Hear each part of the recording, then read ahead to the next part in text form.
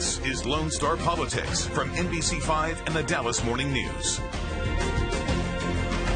We are hours away from what may be a quorum in the Texas House, allowing the second special session of the Texas legislature to move forward. This after Democrats left the state to stop a vote on controversial new congressional maps. It brought the entire lawmaking process to a standstill. There being 97 members present, a quorum is not present. House Speaker Dustin Burrows said he expects the quorum to be restored on Monday to continue their work on Governor Abbott's agenda.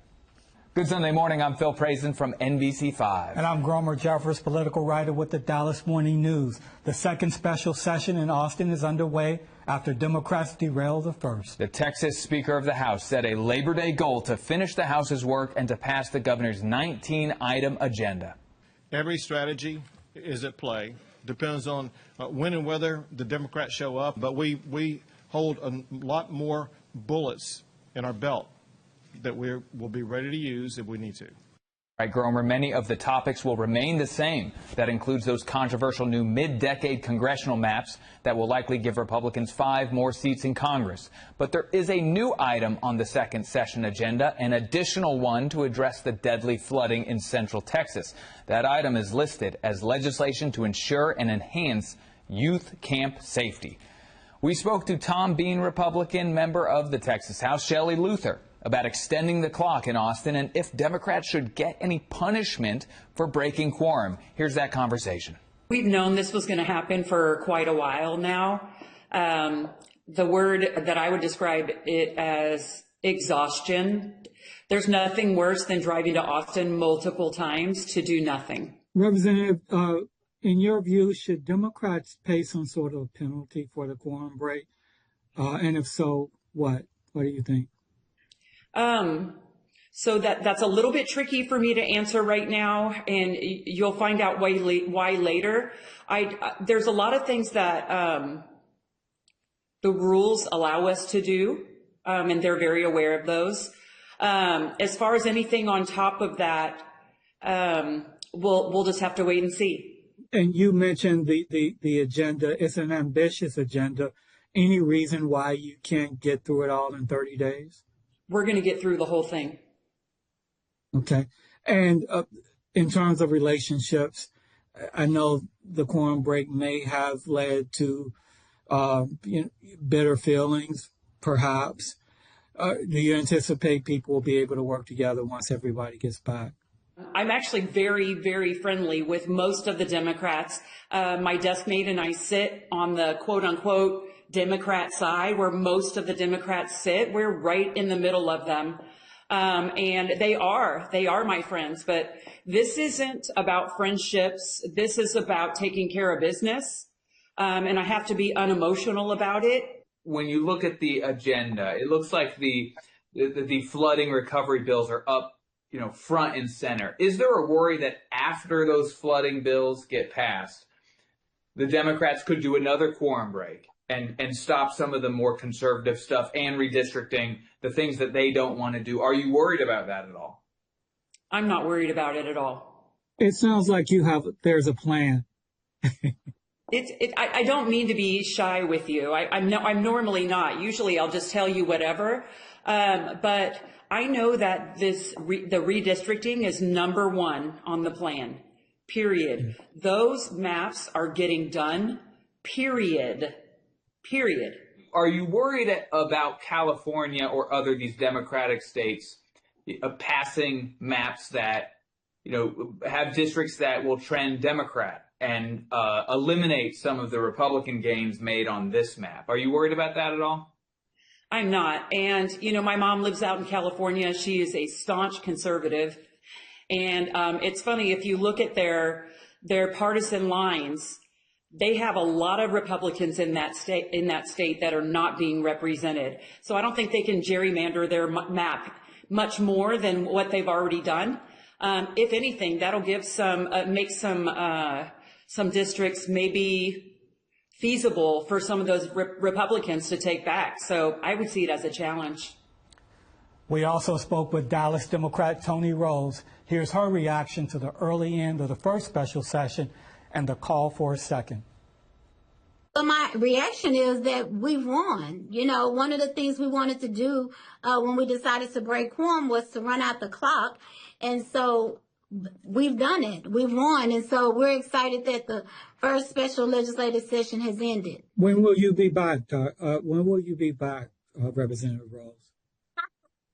That's to be determined. Have you guys had some demands? Do you feel like the demands have been met and the conditions met for you to return to Austin, to the Capitol, for the next legislative session? Yes, because one of the number one things that we wanted to do when we returned for the special legislative session was to address the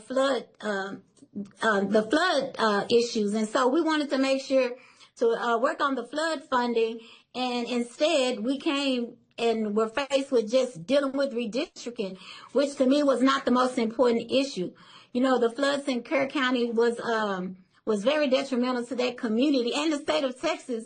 And so we wanted to make sure that relief was provided for that community instead of being focused on redistricting. Was there any thought of staying out longer, maybe even this next special session? Were there conversations about that? Well, here's the deal. Of course, you know, at the beginning, our goal all along was just to run out the clock on the first legislative session. And of course, you can't have a group of 54 people and not have people that have different positions. But one of the things about it, we're all on the same page now. And so when our return is to be determined, but we're all on the same page. Some representatives on the Republican side, you know, are emphasizing that they want some type of consequences for people who have broken quorum. Is that something you worry about? One of the things that I can say, I've been around Dallas County politics since I was 9 years old. And I remember and recall my dad and other black leaders in Dallas working hard to make sure we had representation. And so for me to sit back and just watch them try to remove black leadership in Dallas County, I don't care about any type of leadership role. That's not important to me. What's important is my community having a voice on their representation, and what they're doing is stripping away our voices. As the way the math stand, one white voter will be equivalent to 4 black voters. That's insane, to remove that political power from us. Representative, you're known for having good relationships throughout the Capitol, throughout the legislature. You think you'll be able to maintain those relationships with Republicans also after this latest redistricting episode? Well, one of the things my Republican colleagues always say is that this is what their constituents want and this is what their party wants. Well, we're doing what our constituents want and what our party wants. We are not going to just sit back and just say, okay, you know, we're going to go along with it. We're using a strategy, or not a strategy, we're using a tool that has been in our rules for many years. So this is not like we're doing something different and out of order. We haven't done anything illegal. Meanwhile, across the country, California Governor Gavin Newsom called for a special election on November 4th to address redistricting in his state. The goal, pick up 5 additional Democratic seats to offset the 5 Republican seats President Trump has called on Texas to deliver. Okay, still ahead, after failing the regular session, a bill to replace the STAR test finds new life. With bipartisan support, the Texas Senate passed a bill that calls for replacing the STAR exam with 3 shorter tests. Now, it requires the release of A through F accountability ratings for public schools every year on August 15th, and a refresh of performance standards every 5 years. SB 8 now heads to the House, which mirrors the lower chamber's bill. And this week, the Texas Education Agency released school accountability ratings for the 2024-2025 school year. So let's break down the big picture. Data from TEA shows this year around 23% of schools statewide received an A rating. 33% were sitting at a B. 24% at a C and around 10% at a D. Many schools seeing improvements, as TEA Commissioner Mike Morath says the rating system is policy with real-world impacts. This is a moral commitment that is actually codified in multiple aspects of state law and public policy. The accountability system of Texas has actually been evaluated by researchers, and because we do this, because we evaluate our schools in a public way, our students are doing better as a result. And when I say they're doing better, not just on standardized tests, they have higher attendance rates. They have fewer disciplinary problems. By the age of 25, because we are publicly rating our schools, our students are actually making more money. I think our teachers had a hand in it. They were the ones responsible. Our principals are the ones responsible. They follow what the expectations are on their campus. I feel much better than where we were last year, definitely going from 31 campuses, F campuses, now down to 11. It's fantastic. Now, the top performing district in DFW appears to be Highland Park ISD, with every school in the district receiving an A. The worst performing, Lake Worth. We're now joined by Coppell ISD Interim Superintendent Doug Williams, also longtime leader and member of the Texas Association of School Administrators. Thanks for being here. It's a pleasure. Parents will be seeing these A through F scores, just generally big picture. Are there any factors that make an A school compared to a D school? Well, oversimplification, STAR is a measure of academic performance. It's a measure of that performance on one day. The tests are administered. Keep in mind, in elementary and middle school, the only factor considered is STAR performance on the A through F system.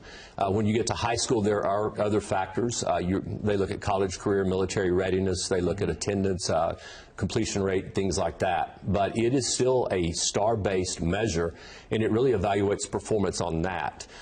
When you look at composition of who makes an A, who makes a B or a C, I do think that there is a correlation between that and the economic status, so to speak, of the district. It's more difficult to educate students of poverty, and I think schools have to be aware of that. You know, an A in Coppell, and we were an A district. We celebrated that. We congratulated our students. We congratulated our teachers for performance on that. But we believe there's a lot more to accountability than just what happens on that one day and that one test. How important is it takes a village concept? Oh yeah, there is no substitute. First of all, the most important thing is a quality teacher in the classroom. And I do commend the legislature for providing funds to give substantial raises for teachers this year. We talked to some of our teachers yesterday. Their September paychecks are going to feel different, and that's a step in the right direction. We have to keep great teachers in the classroom. But it can't just be a one-off from the legislature. I think that's got to be ongoing conversations. The other thing that is a factor is parental involvement. And I think focused efforts to make sure that parents are involved in their children's education and not just when a problem occurs. It appears that there is at least a consensus to change the STAR test from one big test at the end to 3 smaller tests throughout the year.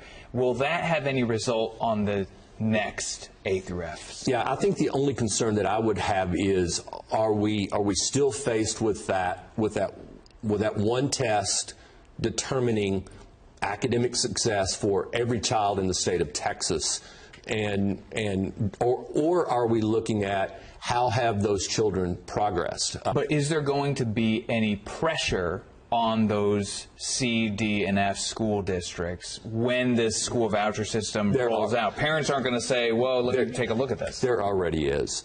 So when people move to the Metroplex and they have some flexibility of moving to school district X or school district Y, do they look at those ratings? Possibly. I think some of them look at the size of the football stadium too, but you know, they're going to look at those factors to determine, do I want to live here, do I want to live there?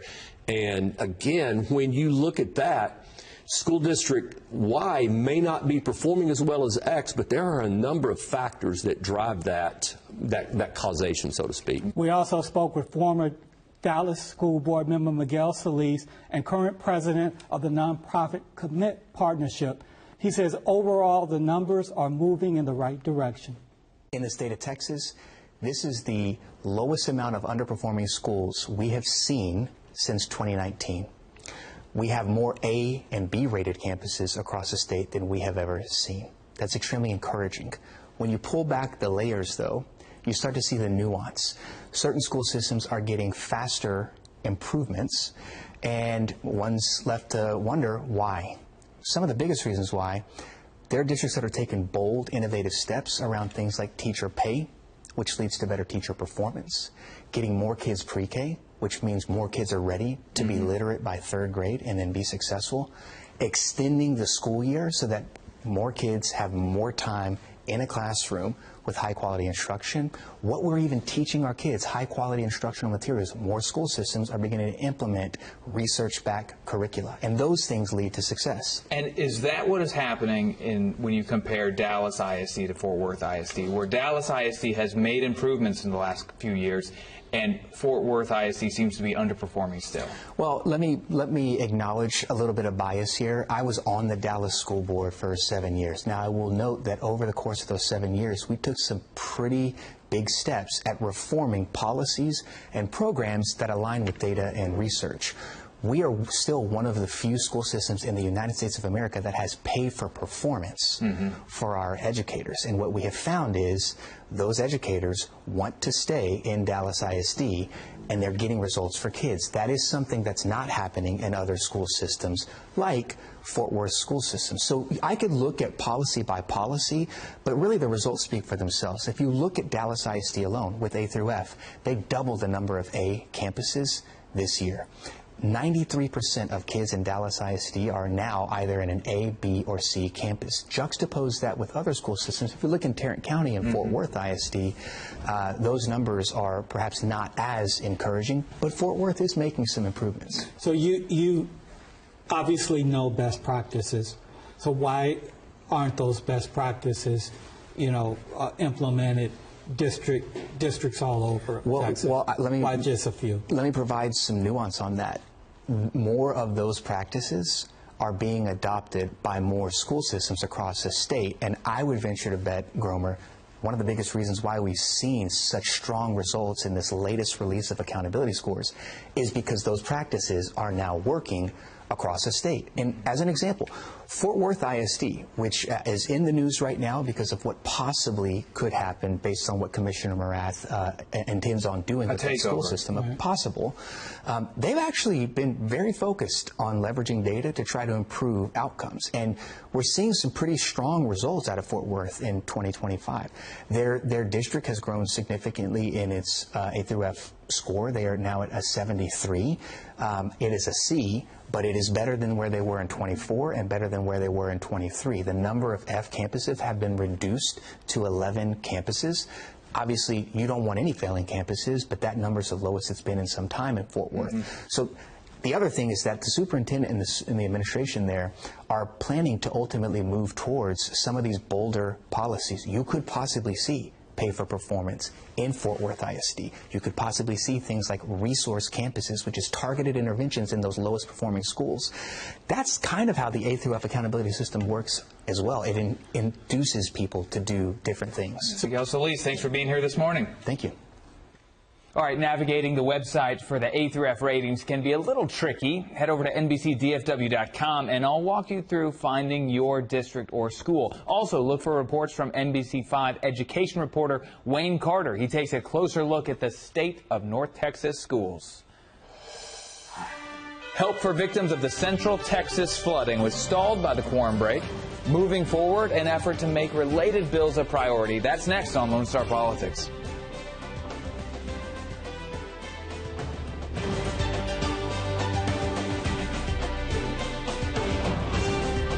I got way more going on than to sit and watch the news and be mad at Democrats or be mad at Republicans or whatever.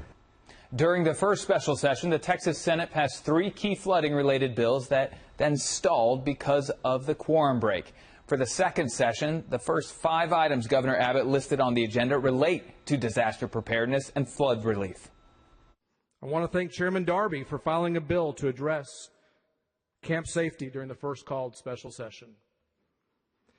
I'm asking him again to file it and to make sure it is the strongest, most robust possible bill there is, and to show our firm support as a House for this This will be House Bill 1. So much more to this story that's still developing. We will continue to bring you updates here on Lone Star Politics and NBC5. And to see the maps at the center of this debate, log on to nbcdfw.com. So much work to be done, Gromer. We will see if this second session stays on the rails. Another long week in the works. But thanks for joining us, and we'll see you back here next Sunday for more Lone Star Politics.